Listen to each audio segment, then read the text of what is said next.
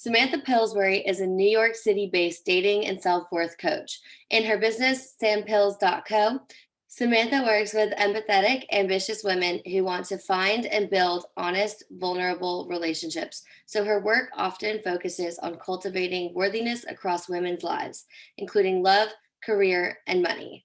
Her writing has been featured on mindbodygreen and Livingly.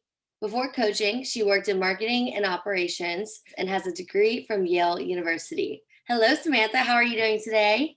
I am great. Thanks so much for having me. Yeah, thank you so much for coming on. I'm very excited to talk about dating and coaching and just everything dating.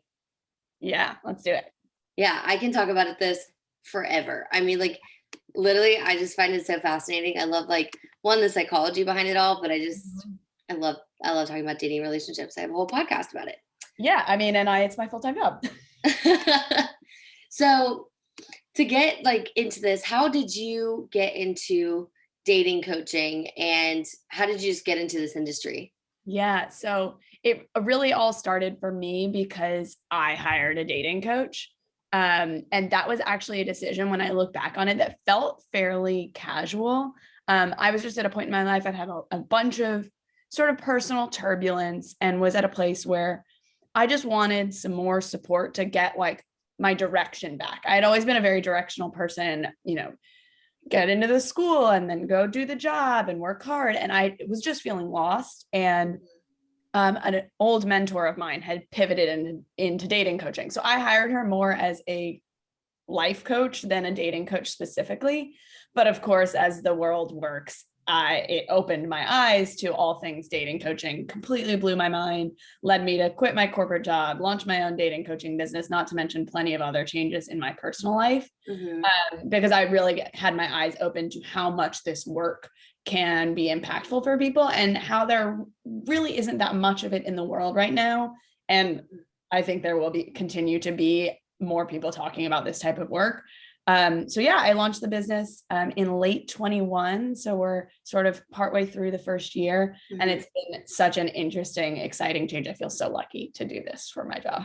Oh my God, that's amazing. I know I was thinking about it, how, with therapy becoming so normalized, I feel like dating coaching is kind of the next step because I feel like it's always kind of been taboo in a sense where oh, if you go to a dating coach, you're desperate and lonely. And I think people are breaking those stigmas because of how common it is for people to go to therapy now. Yeah, I think there's been a lot of shifts in sort of what does it mean to seek out additional support, whether that's therapy or coaching. And obviously there's slight nuances to why one or both might be better for you. I mean, I personally am constantly working with both a therapist and a coach. Most of my clients are often working with both at the same time, but it varies person to person.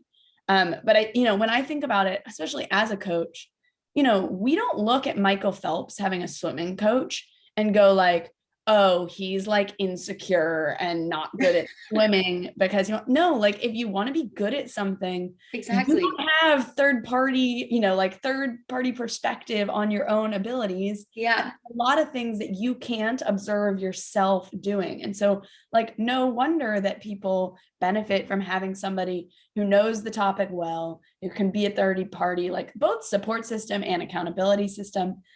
So yeah, I think you're totally right that a lot of these existing stigmas about needing help in these areas being a bad thing, I don't see it as people need help. I don't think that my clients need help. I think they could do it on their own, but they're just ready to move through things faster and, see changes faster and implement changes faster. And I think that's an incredible sign of strength. I agree. I think it's so crazy. Whenever you just said the Michael Phelps thing, I'm you're so right. Of course he has a coach because that helps him see things that he can't. And he can, I'm sure, however, after how many years he's been swimming, he can still adjust his techniques and change things to be better. But I think that's the same when it comes to dating. We all have things that we can change consistently. We're human beings. We continue to grow and evolve. So of course we're going to need an outside party when it comes to dating, and then also just therapy in general. Can't recommend it enough, but same 100%. Yeah. Oh my God, I love that. So whenever you start with a client, where do you start? Yeah, so it really varies client to client. I think When I work with somebody in my one-on-one container, which is we do a 3-month container's a fancy coaching word for basically package, but just like we work together for 3 months.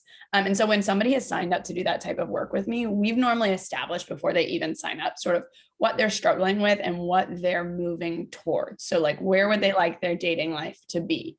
Now, most people who come to me are either single or newly in something, and they're trying to decide if this is the right fit for them. And most people's sort of, I would call it a surface level goal, is to be in a happy, healthy relationship. And I'm sure listeners are like, wait, what surface level? Like, isn't that the goal? And I think what a lot of sort of, not issues, but what a lot of the real underlying stuff that I see in my work comes down to is not like, do you have somebody in front of you that you're excited about, but how are you reacting when you have somebody in front of you that you're excited about? So you can look at some people who are like, they are dating a new guy and they stay completely level-headed on their value, who they are as a person. They have no instincts to shift. If the person starts disappointing them, they're happy to walk away. And then there are lots of people who, whether it's, a second date or you've been seeing somebody for 2 months, who all of a sudden they feel really attached, or they have now are struggling with anxiety and overthinking. And it's those underlying topics of how we feel about ourselves that are often the underlying stuff. So when I'm getting started with a client, we're normally trying to identify what are those underlying things. It's not necessarily about, do you have a guy in front of you or not? And how can we get a guy in front of you, or a woman, if we're not being heteronormative here. I will say most of my clients are women interested in men. So I tend to end up in the heteronormative world. But yeah, we're trying to figure out what are the behaviors that are coming up for you that make you feel not so good about yourselves in these dating scenarios. So it's like, whenever you go on a date, and I think a lot of women are just like, get him to like me. It's more about focusing on, how do I feel around them? Do they make me feel better? Do they make me feel inspired? And just focusing and really honing in on how you feel leaving the date. Yeah. And I think we all, and anybody who's in sort of a care industry, which I would consider coaching a part of that industry, where you're like, we are helping people care for themselves. You need a serious dose of self-compassion. Like, so many of these instincts and behaviors that any of us do in a dating scenario or anywhere else, that we may even recognize that they're not healthy, or they're not helpful, at least. Where, if you were constantly on dates evaluating what he thinks of me and not paying attention to what you think of him, you may even know that that's probably not the way that you should be acting if you were going to be like at your most highly confident, balanced self.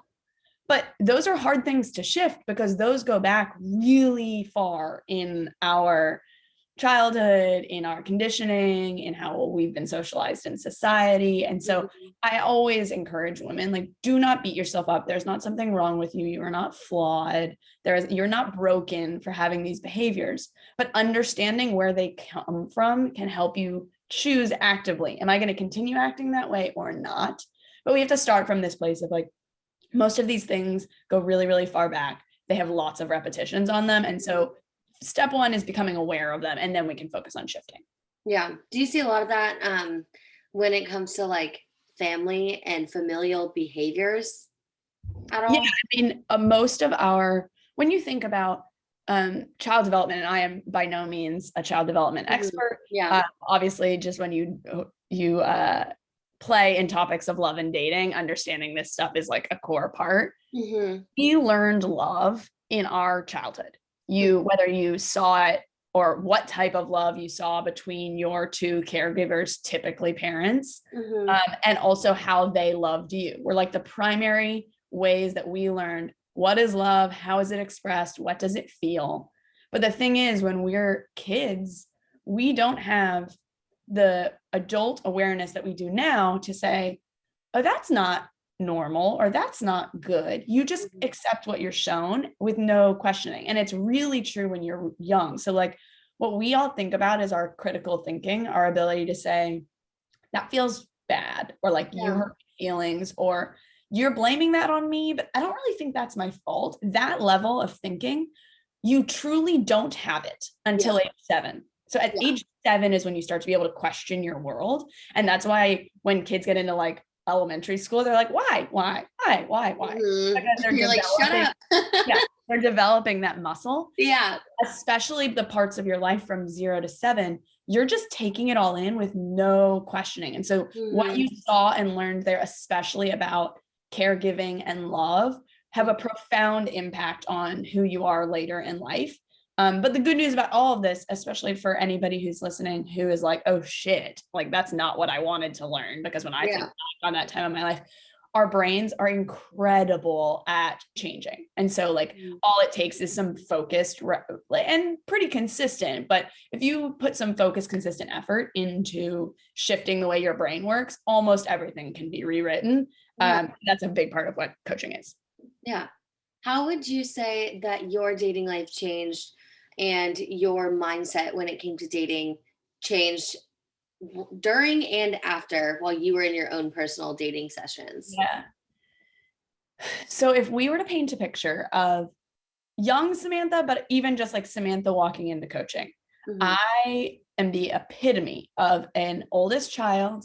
I'm actually the oldest child. My parents are divorced, and on both sides of my family, I have younger siblings. So oldest child. I'm also the oldest granddaughter for all of my grandparents. So every single one of my grandparents, I was their first granddaughter.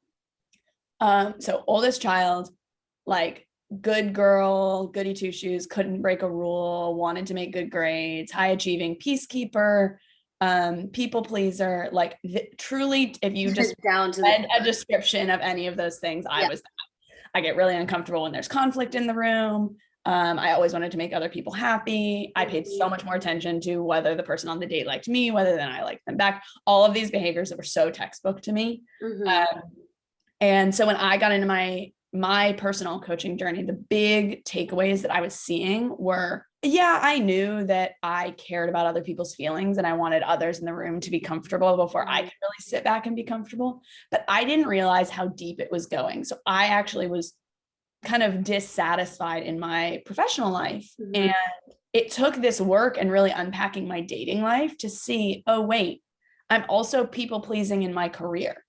That like I have been staying in jobs that I know my parents would be proud of.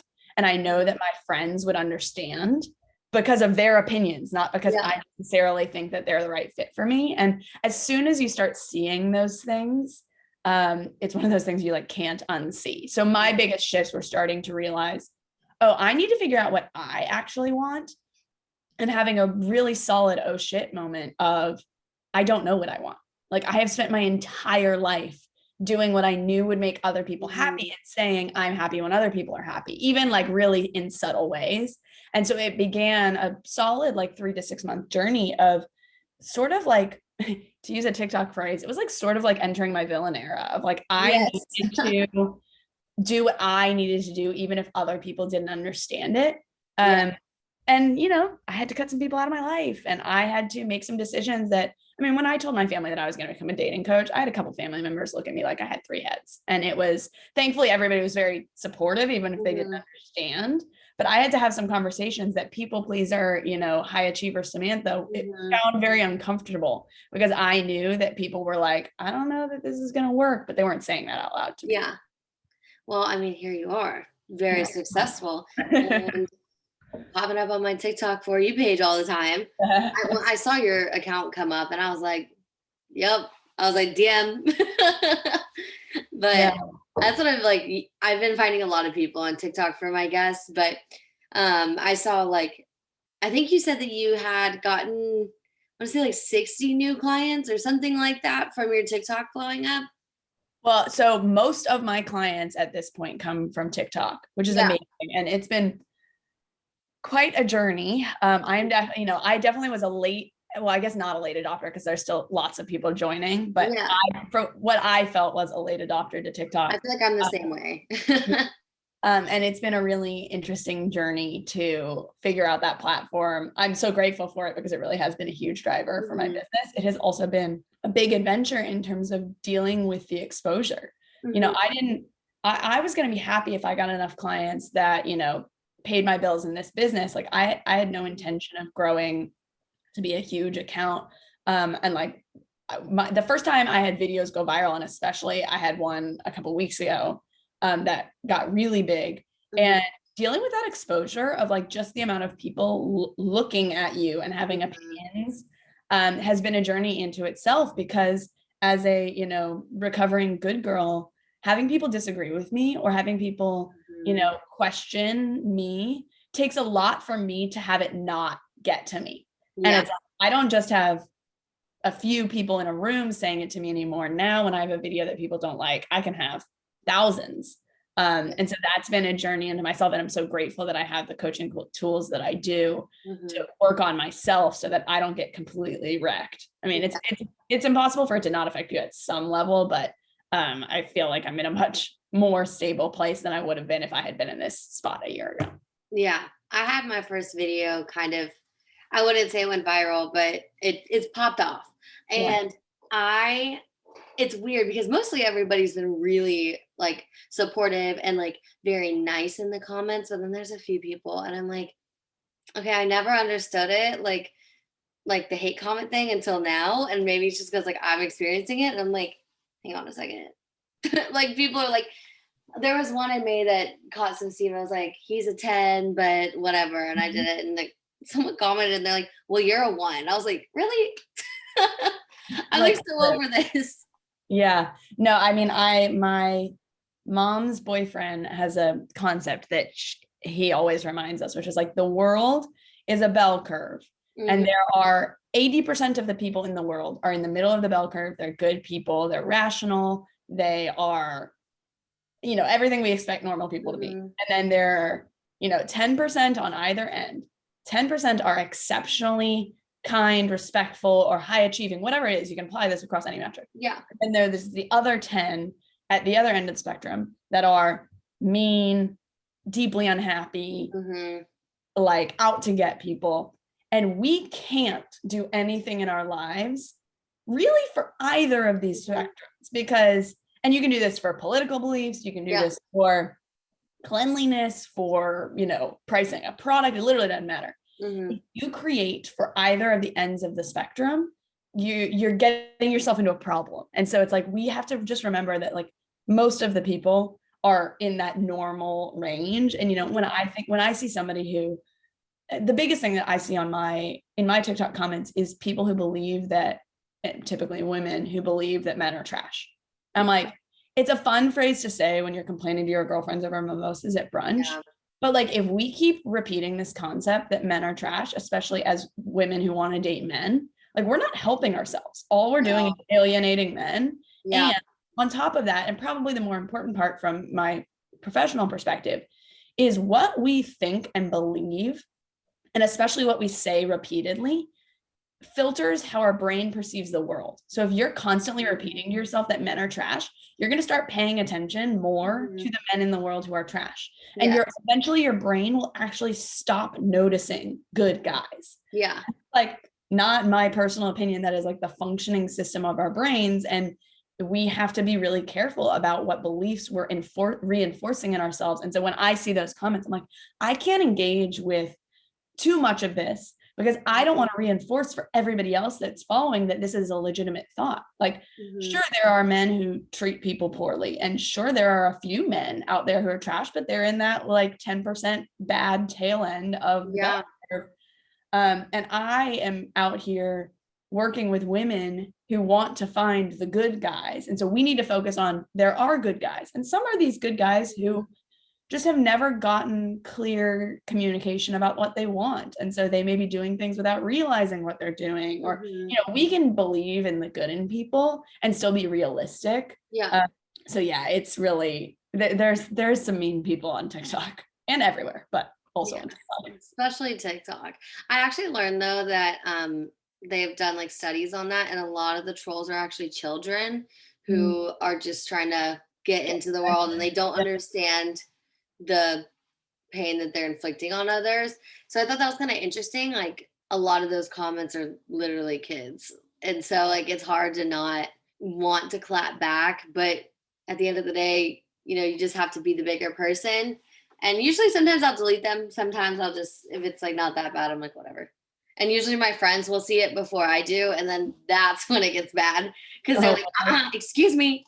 yeah. No, you don't say that about her. Yeah, no, I think, I think we all have to make a decision on what we give our energy and attention to. Hmm. That is like one of our scarcest resources. And so if you just can say, I see it, to myself mentally, I'll say, I see that.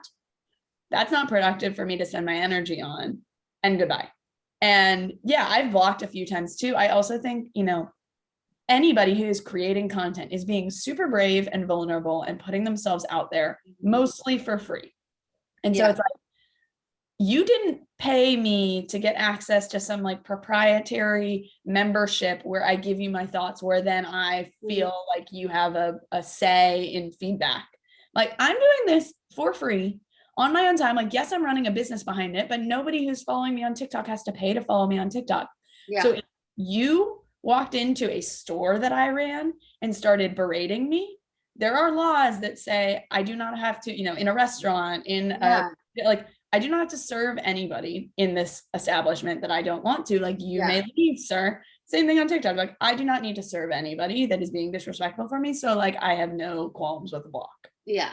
Well, it's just crazy too. It's like, just if you don't like it, just ignore it. Like, we talked about this so much as children. If you have nothing nice to say, don't say anything at all.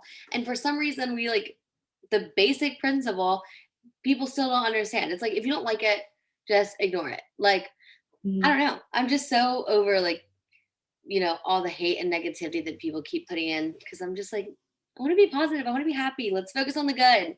Yeah.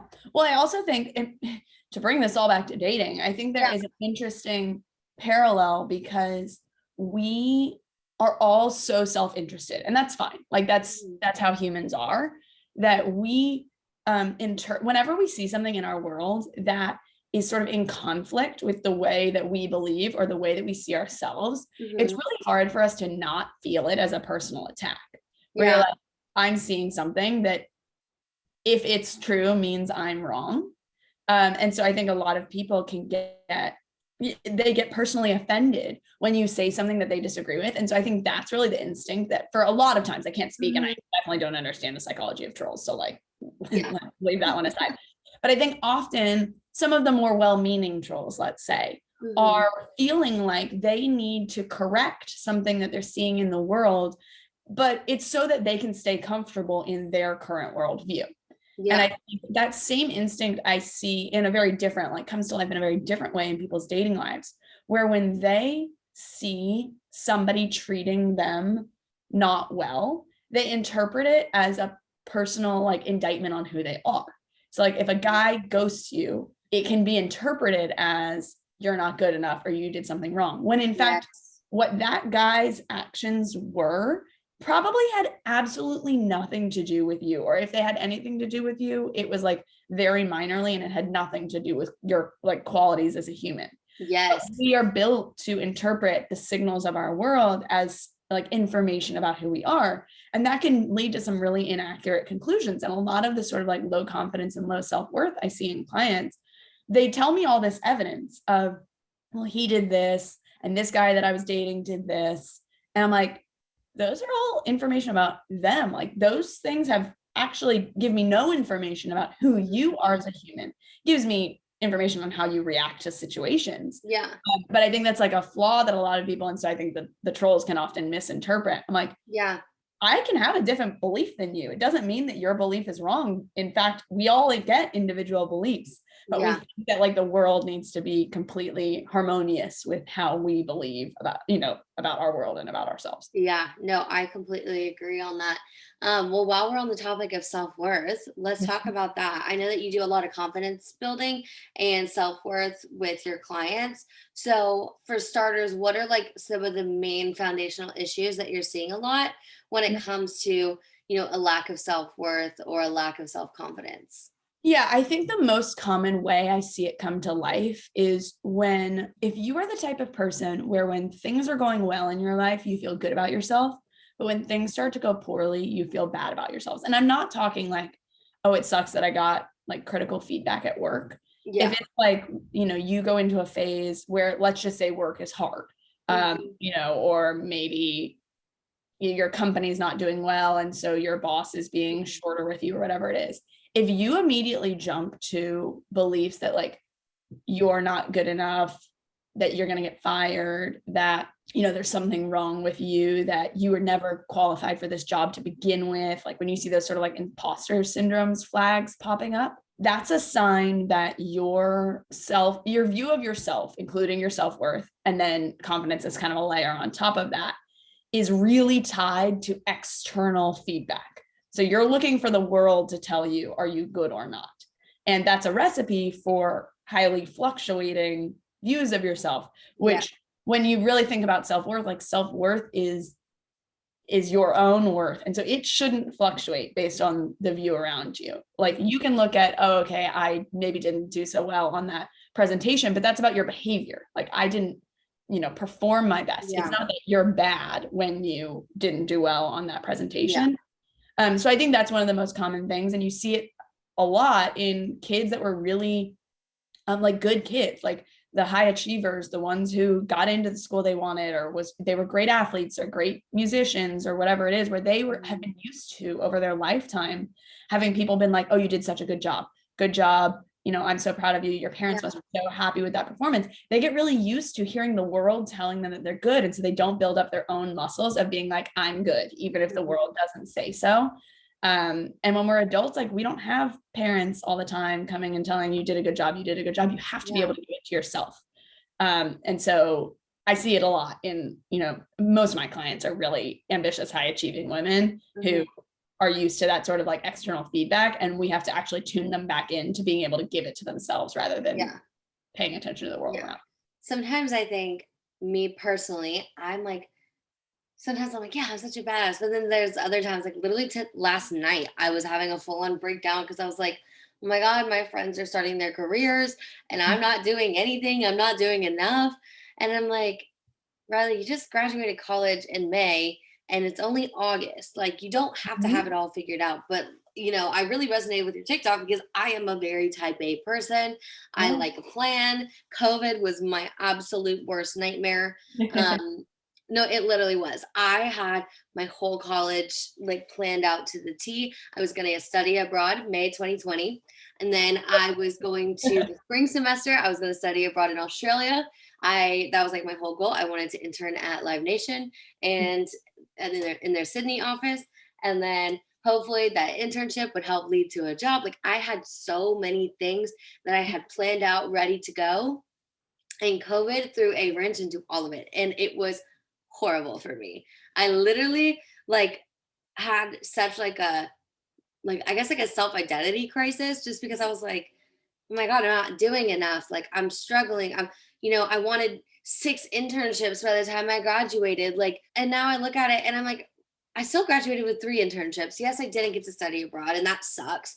But, I've since gotten to travel because, COVID restrictions are lifting. So like, it's okay. But I've just been like so in my head lately about, what success looks like and what it doesn't. And I hope my roommate doesn't hear me say this, but like she has a job.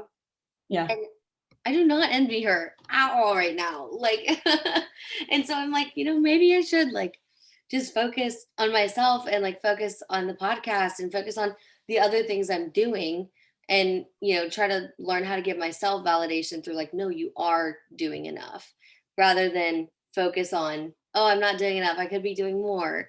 Yeah. Yeah. We all live with this. I mean, it's a fallacy. It's a lie that we have some level of control of the world around us. I hear it all the time in like, I've been seeing this guy and we're spending all this time together. How do I get him to commit? Or like, how do I make him choose me? Like, you don't control other people.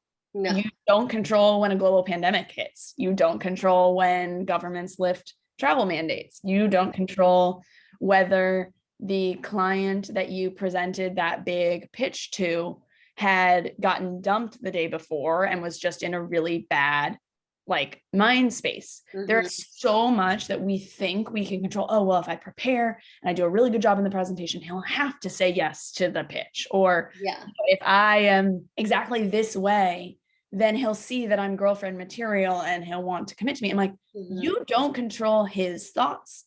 You don't control his actions. The only thing we have any control over are thoughts, our feelings, and our reaction to the world around us. And that is it. That's it. Yeah. So it's like, we can, I guess you could say your actions, but I would consider that like your reactions to the world around us. Like how you act and how you react and how your thoughts and feelings are going on in your head through all that is all we have control over. And so, yeah, there are going to be some times like we all get thrown some really shitty pitches sometimes that you're like, you have to deal with hardships. And one of the big things, you know, there's this concept in Stoicism, which is like a philosophy that I think is really, first of all, it's kind of trending right now, but I mean, it's like from Greek and Roman eras, and so it's been around a long time. And it really espouses this belief where like, we need to focus on what we can focus on. But there's also a benefit when you are facing challenges in your life. It's an opportunity for you to show yourself who you are.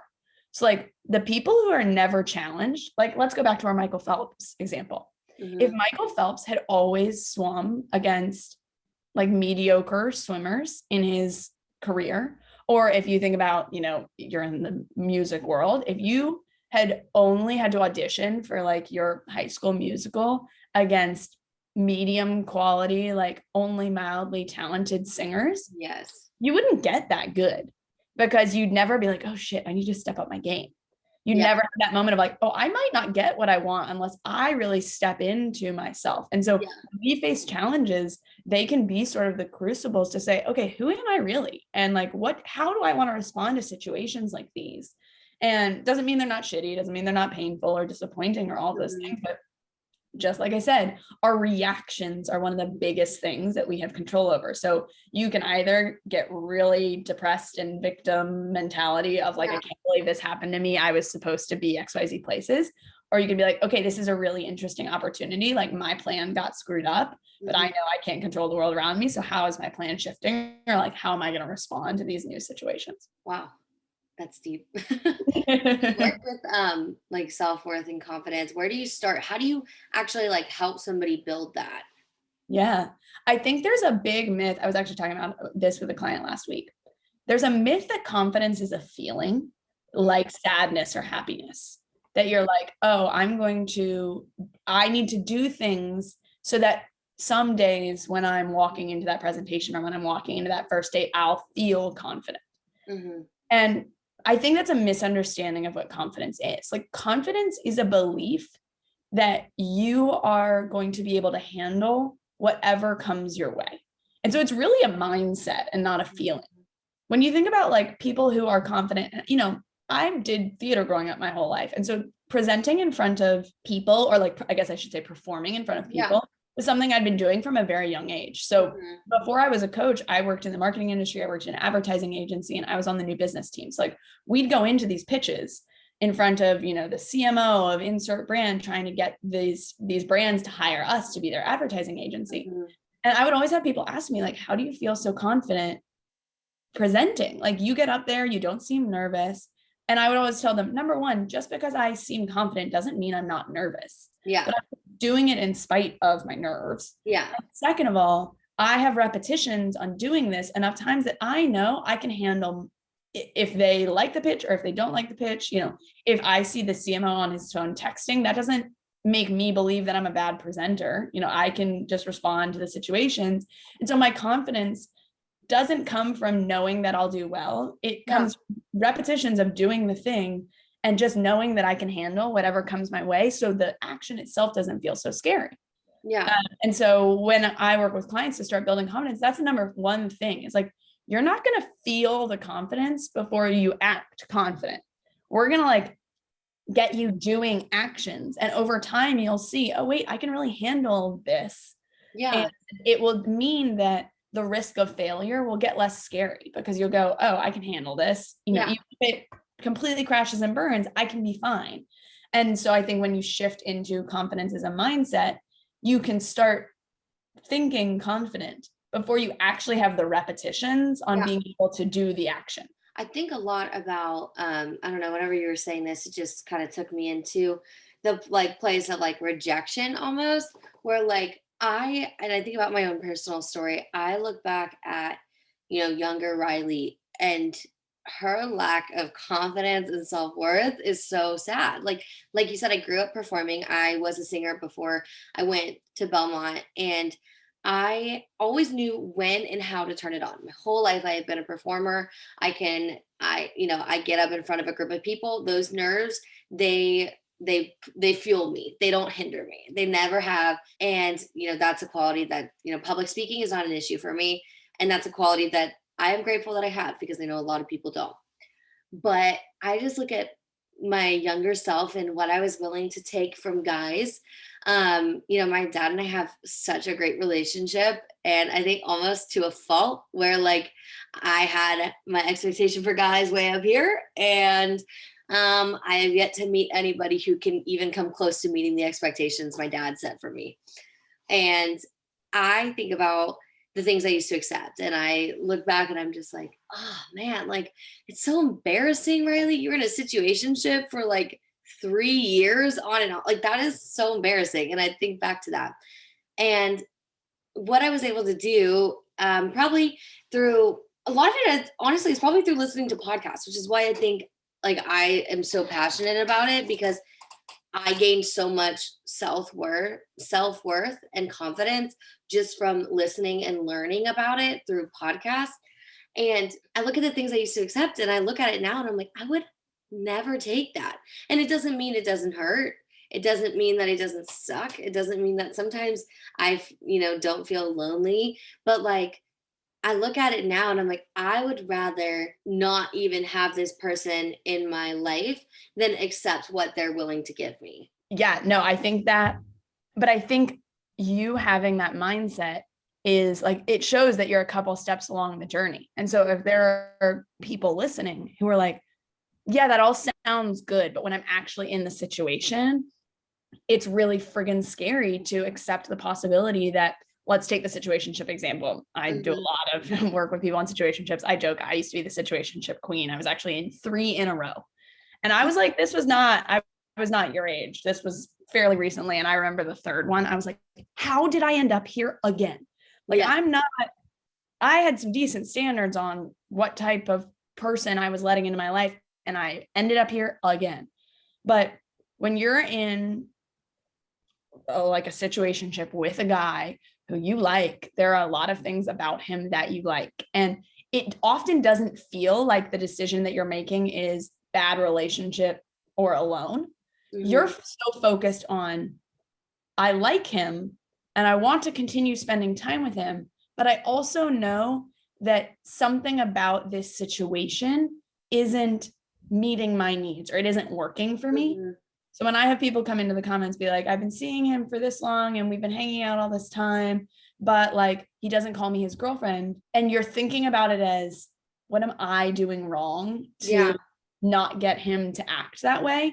So you're not even reading it as bad relationship versus alone. It's a whole different calculus. Yeah. And you're so focused on the potential of rejection that if you ask for what you need and he says, no, I can't give that to you, that you're going to get rejected. And it's going to be somebody saying, I don't want to date you. Yeah. And actually reframing it to the way that you were looking at that situation can be a really helpful step one. Yeah. Like, what we're not talking about, does he like me or not? We're talking about, am I staying in a situation where I'm compromising?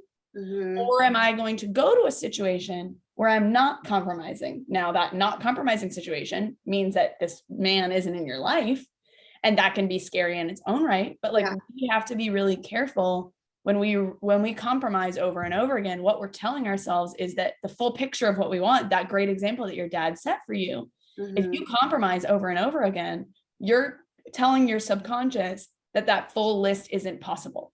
Yeah. And we need to continue to repeat, the full list is possible. That full list person isn't perfect. And I think that's I get a lot of questions from people about like settling, or like which things you should be willing to compromise on. Like, your partner will always be flawed, and they will always have traits that are annoying. They will always rub you the wrong way certain times. Like people Yes. are flawed. How awful would it be to date a perfect person? It would be so intimidating and like uncomfortable. Like, why can't you mess up? Yeah, like we don't want to date perfect people. We like Yep. dating imperfect people because it gives us permission to be imperfect as well. Mm-hmm. But the key is when it is a characteristic of the person and how they treat you, Mm-hmm. compromising on that means that you're telling yourself you're compromising on how you should be treated. Yeah. I always think about what is the worst that can happen. And I think about that in a lot of situations. I'm pretty analytical when it just comes to life. I love, I'm not like a huge like data analytics kind of person, but here I am looking at my analytics every 5 days and tracking it and keeping Excel sheets. So I am fairly analytical. And I think about life like, okay, if, X happens and then Y happens, what is gonna like it equals Z. What does that mean? Like, so I'm always thinking about certain things just very analytically and like what is the worst that can happen if every single thing goes wrong, what is the worst outcome? And 99% of the time, it's not that big. And I really have to remind myself that because, I'm not a surgeon. So, like, my job is not life or death. But my manager is always like, Riley, you got to like calm down. Like, it's not, it's fine if we have to cancel clients today because the esthetician's sick. I work at a med spa right now. That's just my temporary job. It's great though. We love it. A lot of good benefits. But so I think about that too with, rejection. And I think about, okay, what is the worst that can happen if I do this or I don't do this? And I think about it. I'm like, okay, if I don't do this, I'm going to regret it. Like say that there was an example that happened maybe like a month or so ago. This guy came over to fix our AC. He was incredibly attractive. And I was like talking to my roommates and I was so nervous. I was like, I want to give this guy my number, but like, I was embarrassed of like being rejected in front of my friends. And, I can handle rejection in private, but when it comes to other people seeing me, sometimes it's even more like nerve wracking. But I remember thinking, okay, what is the worst that can happen if you don't give it to him? And I'm like, I would regret it. And I would sit and think, wow, I wish I would have done that. Probably like, we'll never find this guy again, which honestly I found on social media, but it's fine. Not for real. But then I'm thinking, okay, that's, I don't like having regrets. So that's like a pretty big one for me. And then the other thing is if I give him my number, what's the worst that can happen? He doesn't text me. That's it. Like he's not going to throw it back in my face and, oh, how dare you? No, the worst that's going to happen is he's just not going to text me. And at the end of the day, that's what happened. He didn't end up texting me. But also I think about it in the sense like, I didn't know this guy. I don't know if he has a girlfriend or he doesn't have a wife, or if he does, he wasn't wearing a ring. But I'm like, he could have kids. He could have a girlfriend. There's a million factors as to why he probably hasn't reached out. And my friends kept trying to be like, oh, well, like, it's fine. Just have hope, blah, blah, blah. And I'm like, guys, I love y'all so much, but I don't like this like babying. I like it how it is. And so I'm like that with my friends and they don't necessarily love that, but I get frustrated when they always are like, oh, well, maybe this and maybe that. I'm like, guys, don't come up with excuses. At the end of the day, like he's just not into me enough. Like it's not that deep. And that's the way I prefer to look at it. But I always just think like, what is the worst that can happen? And 99% of the time, it's really not that bad. It is something I can handle. And he didn't text me, was a little bit of a blow to my ego. Yes. But then also there's so many outside factors as to why he potentially didn't text me. Absolutely. And who knows, maybe he will one day. Yeah. You never know. You never know. And I also think, I think we are trained. It's not even that we're trained, we're wired. Like our biology as humans is to interpret fear as like a sign to stop. And that goes all the way back. Like if you think back to like caveman days, when the cave, it was mostly men that were going out hunting, but like, so we'll use the man example for now. When the man steps out of the cave and his biology is like, don't go that way. The saber-toothed tigers are that way. It was training like, oh, go this way. The deer are that way. And so it trains us of like, when you get scared or something goes, I guess more accurately, when something goes terribly, you're going to get the feedback to not do that again. Like don't put yourself in risk again. So don't go to the field where the saber-toothed tigers live. Go to this other field. Yeah. And so we get that now where we're like, fear, go the other direction, but we're not facing saber-toothed tigers. Like that, the biology makes sense of like, if you run into a saber-tooth, I surely couldn't fight a saber-toothed tiger. I would definitely die. But like, we're not facing these deathly instincts, but our brains are still working the same way. Yeah. So when you've been rejected, you know, let's use your example. When you walked up to somebody at a bar and you were rejected, your brain may log a memory of like, that didn't feel good. Let's not do that again. And so then it's going to keep showing that to you as like, it's trying to get you to stay in the safe zone. But one other thing, and I say this to clients all the time, our brains are wired to keep us safe, not to make us happy. Yeah. And I can't actually take credit for that quote, but I wish I could remember who I heard it from the first time. But our brains are wired to keep us safe, not to make us happy. So if we always listen to the fear part of our brain, we will stay safe. We will not get rejected. We will not have major disappointments in our life other than the ones that are like completely random and unfortunately just happen. But we won't, if we keep listening to the fear, be happy. We won't feel fulfilled. Yes. And so I always remind myself the things I want most are on the other side of the scariest fears. So even when I look back, like when I started this business, was so scared to pick up the phone, turn on the camera, and like talk to my phone with thoughts, because I had all these things about what it was going to mean and what the people in my life were going to think about. And I was going to deal with trolls, like spoiler alert, I did. But if I hadn't gotten over that fear and gotten over it and over it and over it by doing it over again, like I haven't looked at my numbers today, but like, let's call it 34,000 followers on TikTok. Like it never would have happened if I hadn't stepped through that fear. And then I can look at all the amazing things that came on the other side of the fear. And like, it doesn't mean that there weren't bad things on the other side of the fear too. But if we just let the fear stop us, we'll never know what's on the other side. Yeah.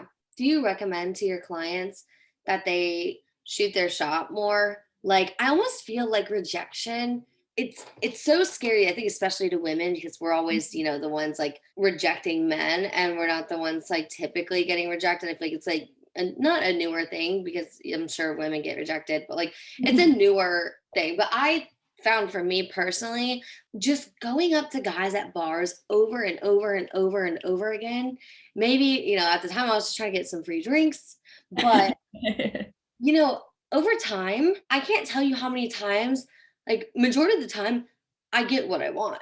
And, you know, it's like whether it's a drink or whether it's a phone number or a date, like I would say like 90% of the time I do. And then there's other times when I do get rejected, and I've gotten rejected a ton. I always joke, I am the queen of rejection, but at the same time, I keep pushing and I keep going. And I've over time, this is not something that like just happened once, but like over time, rejection doesn't really faze me anymore. And I had a professor one time that told me, if you learned that you had to have 100 no's before you became successful, or before you got to the thing that you wanted, every time you got a no, you would be ecstatic. Totally. You'd be so excited to get to, because that no is one step closer to a yes. And so I think about it that way nowadays when it comes to dating. It's like, you know, dating is like a numbers game at the end of the day. Like, and it's about opening yourself up to communicating and receiving, you know, another person. And so I just think, like, for me, I think if I were a dating coach, which I am not, but if I were, I would really refer my clients to like walk up to 5 guys one night in a bar. And I guarantee you'll probably only get rejected by one of them. And if you don't, that's fine. It's just once you like almost desensitize yourself to it, you realize it's not that bad. Yeah. And you just move on to the next. There's so much to unpack in this question. The first thing that I will say, because I do think it is something that needs to get debunked sort of in the dating world, is that I don't believe dating is a numbers game. I think there's some nuance to that statement. Here's my take. Okay, let's hear it. I think because I have had clients, multiple, in fact, who have come to me having gone on, I won't say the numbers, but like the number of dates that you would be like, oh my God, like how are they also keeping a full-time job? Yeah. And it starts to really wear on them, because they're like, I am meeting so many guys. I'm going on so many dates. Why isn't it working? And one of the things I often explain to them, yes, the more people you expose yourself to, the more likely that you are going to meet somebody that could be compatible with you. But there's a big difference between getting your ass in the seat on a date and actually being open to connection. And I think a lot of people who really, really want a relationship might not realize the ways that they're not actually as open to connection as they think they are. Most of the time, it's because they're scared that like they get into an early dating scenario. It might be like a third date. It's not necessarily on the first date.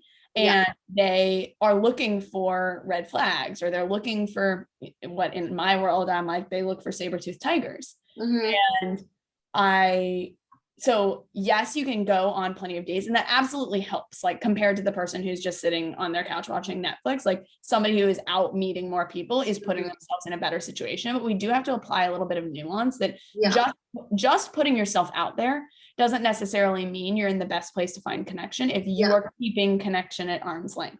And there's a lot of like, there's a lot of like interesting ways that we often don't realize we're keeping, we are keeping connection at arm's length. And I will say what I find is a particularly potentially inflammatory thing, which is if you are a girl who has struggled with situationships, if you feel like you're constantly dating emotionally unavailable men, the guys who never seem to let you in, who are always kind of keeping you at arm's length, if you feel like you've been in a lot of situations where people have been kind of withholding from you and you constantly feel like you're having to pull things out of them, all of these things signal that there is a way that you are keeping connection at arm's length. So when a lot of women who are like, I keep dating the emotionally unavailable guy, like, how can I pick better guys? Like, miss, let's turn ourselves around, because that means that there are some things that we are doing that are creating, like we're sort of inviting people to a party, and the invitations are going out to people who are emotionally unavailable. And so it's like, we need to look at what is the invitation saying? You're the ones that are invited to that party. But that's a whole separate topic that I could go into. Like, I know. Sorry, I don't want to like take too much of your time. We talked about dating as a numbers game and how there's nuance. Definitely more numbers helpful, but you have to make sure that you're also open to connection. And you may really, really want a relationship and not necessarily be open to connection. So that's a level, and that's a big thing that I work with clients on. They may not realize the way that they're open to connection. But back to your original point about putting yourself out there and sort of shooting your shot, I really believe that there is a certain energetic vibe that we can all feel. So you think about it when you're like, if you think about when you were, if you've like ever babysat and you have two kids who are like running around and playing, but one constantly wants your attention, like they constantly come running back to you. Or even when they're completely across the room, they're like, Samantha, look. You're like looking over at them. You're like, okay, cool. Exactly. You like perceive certain things about the kid versus the one that's like very happily able to go play by themselves and they don't constantly need your attention. So they're like these energetics. Or even if we were to say, if I were to call you up on the phone and be like, I have this awesome podcast that I'm doing, like, Riley, would you want to come on? You're like, cool. Versus I'm like, hi, so I have this podcast that I'm doing, and I don't know, would you want to come on? Like, I said the same words, but the energetic is very different. And that sort of like nuance of how we're saying things and what we're doing things makes a huge difference in our dating lives. And so one of the values that I think of shooting your shot, especially when you're doing it in a way that is sort of the first example, where you're saying, hey, I have a lot to offer and you seem attractive. Like, if you're interested, you should take me out on a date, is very different than like, I'm sitting in this bar and I really want somebody's attention and like nobody's coming up to me. So I guess I have to come up to, I have to go up to them sort of vibes. So I often find that there's a good, there's value in the challenge of putting yourself out there, but you don't have to always be the one putting yourself out there. The point of shooting your shot is actually to just like feel the energetic. I want, I find somebody attractive. And if I find somebody attractive, that means that I can talk to them and that there's nothing like, I don't need their permission to have their attention. And so when it's used that way, I think it's great. I think you just can't push it too far to the other end of the line. Like, no, also it feels really good to be pursued. And if we get too used to just going out and putting ourselves out there, we get out of the practice of what it feels like to let somebody pursue you. Oh yeah. You I don't have to do definitely it. do. When I do this, I make the entrance, but after that the ball is in their court. And if they don't do, like, if they're not planning a date and they're like just texting me for weeks on end, no. Like, you're done. You had your chance.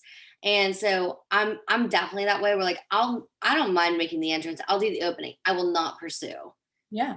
There's a one of the like big sort of dating coaches in the space. Yeah. I don't know if you like watch any of his content, but Matthew Hussey is like one of these big dating coaches. Yeah, he's great. Great. I know. He's like a dream guest. Yeah, he's so good. One day.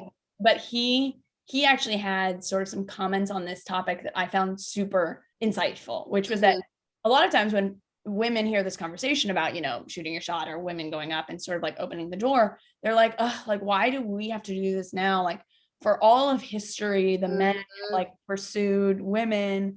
Why is it that, like, we are having to do so much more work now? And he's like, okay, sort of half true. Back in like the Victorian era, where women are like all in corsets and, you have to have when the man comes over to court, like, we're talking old school dating culture. One of the biggest ways that a woman would sort of shoot her shot or open the door for a man to come in is she'd drop her handkerchief. Yes. I've heard this one before.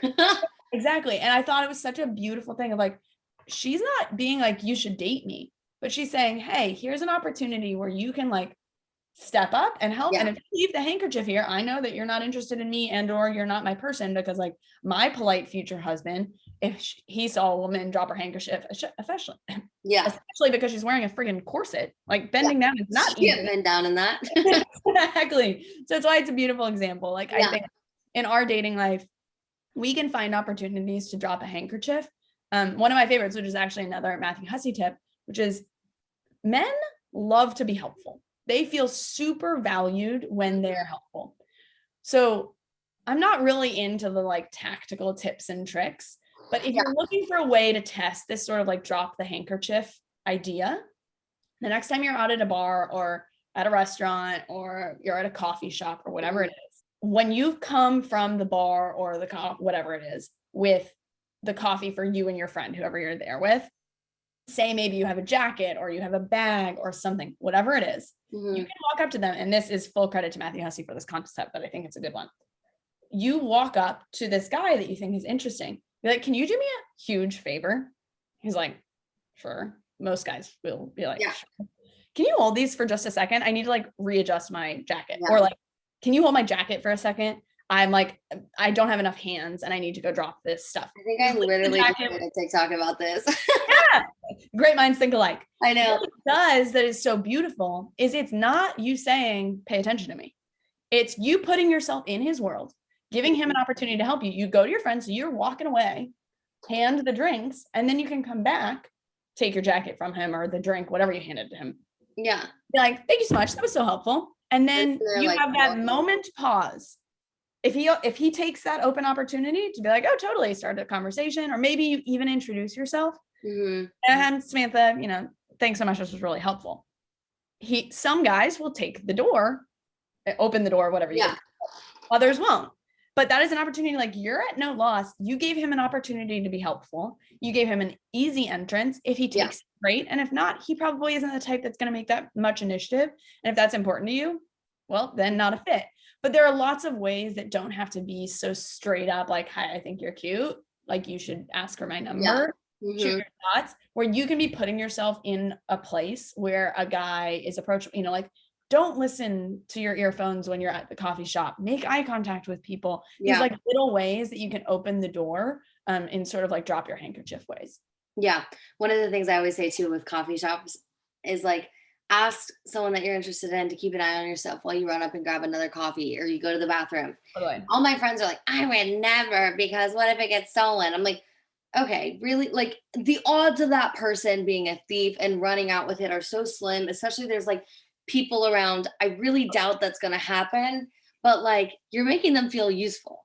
But I always like joke too. I'm like, well, I made a TikTok about it too. I was like, if you get your stuff stolen, don't come for me. But it's a great way because then you come back and they're like, oh my God, like so many people try to take it. I had to fight them off. Like you can turn it into like a fun banter. Like there's so many things you can do with that.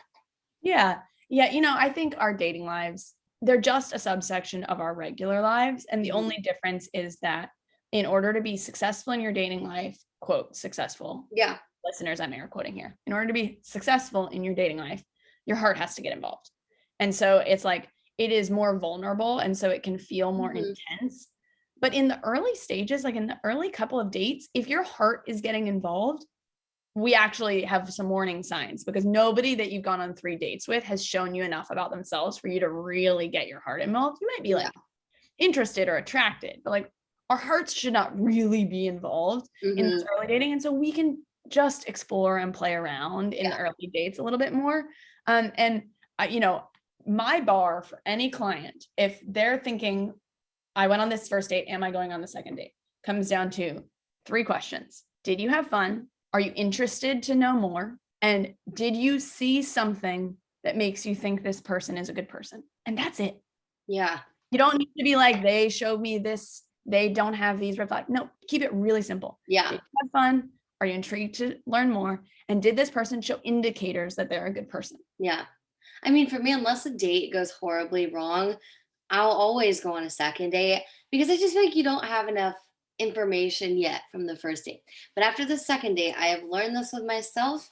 If I do not want to kiss them, I'm like, I don't know that I can get there by then. And I know that that might like kind of seem shallow, but like I remember I was on a second date with a guy, we went bowling. And I'm being so goofy. I'm like, let's do trick shots. And this guy is so intense. And he's like, no, like blah, blah, blah. I'm winning. And I was just so turned off. And I was like, this is like, I don't know. It was like, it wasn't bad, but it just showed me like a more, like he wasn't really super playful. He took things very serious. And it showed me a lot actually into this guy. And then also too, he kept trying to get me to go home with him afterwards. And that was a really big turn off for me because, I met you on an app. We've been on 2 dates. You're a stranger to me still. But anyways, we were in the car on the way back. And when he dropped me off, he like leaned in and I was like, oh my God. I was like, I do not want to kiss this guy. Like, what do I do? And thank God he didn't go for it. He was going for a hug. But I got really scared. And in that moment, I was like, no, we're not attracted to him. Like we tried. And then, also looking back and like thinking more about the date after I got out of the car, I was just like, it's not. Yeah, I don't have as strict a rule about the sort of physical chemistry stuff, especially because when you actually get into the science behind physical chemistry, a lot of it is we confuse often chemistry, which is obviously like tied into physical attraction, at some of the signals that I think a lot of us interpret as good things, good chemistry, are actually not good fits for us. Yeah. And so actually, this isn't always the case. You don't have to like go for the slow burn that takes a while for the chemistry to build. Some people do feel attracted to the partner and feel that chemistry like very early in a dating scenario. And for those people, it's great. I think what's interesting about your example is it seems to me that the not wanting to kiss him came after your brain had already registered some serious red flags. Yeah. Like they may not have felt it in the middle of the date, but somebody not respecting your boundaries, like if you were sending signals that you don't want to go home with him and he kept pushing on it, like I'm not surprised that your brain was like, whoop, nope, turn that baby off. Like we're not getting in there.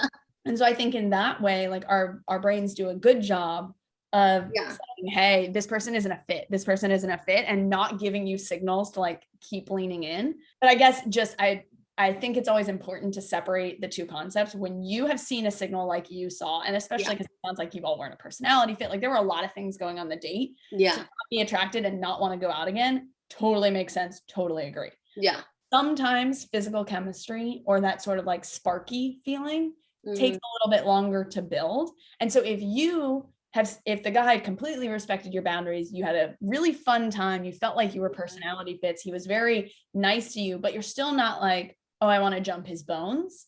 Yeah. You're like, it's cute, but like, I don't want to jump his bones. That's not a bad sign. That's a sign that like it could be building. I think your body was doing a really good job of being like, this guy is not no good news. Yeah. So I hope that helps for some people to parse out the difference between the two. Yeah. Because yeah, our brains are tricksters sometimes. They can send us a lot of different signals that mean different things. And it just takes some time to parse through it all. Yeah. Well, I don't want to take too much more of your time. So, before we close everything out, go ahead and tell people where they can find you. Yeah, no, this was so fun. People can find me at sampills.co on Instagram and TikTok. My website is also sampills.co. It's everywhere. And if you are interested in learning more about working with me, I have a few one-on-one spots available. I only open a few every month. You can read more information about that on my website. And I have a new offering that I have not officially announced yet, but it's coming in the next couple of, well, we'll see. Let's call it weeks to month. That is especially built for somebody who might not be ready to invest in a full one-on-one container yet, but still wants to do some of this work that we've talked about of sort of like understanding your patterns, building confidence, and all that good stuff. So if either of those are interesting to you, either through TikTok or Instagram, it links to my website, but also at my website, there are places that you can sign up to either book a call or learn more about any of those things. Okay. Well, thank you so much. Thank you for coming on. And I'm really excited for this episode to come out. I think it's going to be a good one. Absolutely. Thank you so much for having me. Yeah.